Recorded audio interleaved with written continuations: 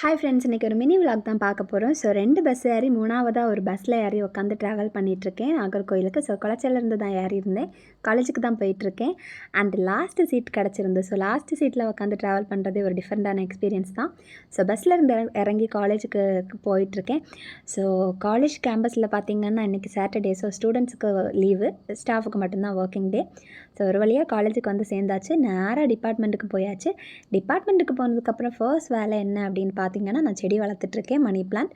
So அதுக்கு தண்ணி விடுறது தான் என்னோடய ஃபர்ஸ்ட் வேலை. ஸோ பேக்கை கழட்டி வச்சுட்டு பார்த்திங்கன்னா நேராக போய் தண்ணி ஊற்றியாச்சு செடிக்கு.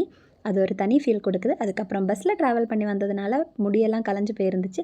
ஸோ ஃபேஸை வாஷ் பண்ணி தலையெல்லாம் வாரிட்டு பவுடர் அப்ளை பண்ணிவிட்டு ஷாலெல்லாம் போட்டாச்சு. போட்டுட்டு மறுபடியும் நம்மளோட ஒர்க்கை ஸ்டார்ட் பண்ண வேண்டியது தான். இன்றைக்கி டீச்சிங் கிடையாது, ஸ்டூடெண்ட்ஸ் லீவ் ஆனதுனால மற்றபடி ஒர்க்ஸ் எல்லாம் பார்க்க வேண்டியது தான். ஸோ ஒன்றா பண்ணிகிட்டு இருந்தோம். டீ ஸ்நாக்ஸ் எல்லாம் குடித்தாச்சு. குடித்ததுக்கப்புறமா திரும்ப சாப்பிட்டு எடுத்து ஈவினிங் 3 மணிக்கு கிளம்பியாச்சு. மறுபடியும் பார்த்திங்கன்னா குளச்சல் பஸ்ஸை பிடிச்சி பீச் எல்லாம் பார்த்து குளச்சல் வந்து அதுக்கப்புறம் மார்த்தாண்டம் பஸ்ஸை பிடிச்சி மார்த்தாண்டத்துலேருந்து திரும்ப ஊருக்கு போகிற பஸ்ஸை பிடிச்சி வந்தாச்சு. ஸோ ஊர்கோயில் திருவிழா லைட்ஸ் போட்டிருந்தாங்க, பார்த்து ரசிச்சுட்டு ஃபைனலி வீட்டுக்கு வந்து சேர்ந்தாச்சு. இன்றைக்கி விலாக் அவ்வளோதான். நம்மளோட சேனல் பிடிச்சிருந்தா சப்ஸ்கிரைப் பண்ணுங்கள், லைக் பண்ணுங்கள், கமெண்ட் பண்ணுங்கள், ஷேர் பண்ணுங்கள். பாய்.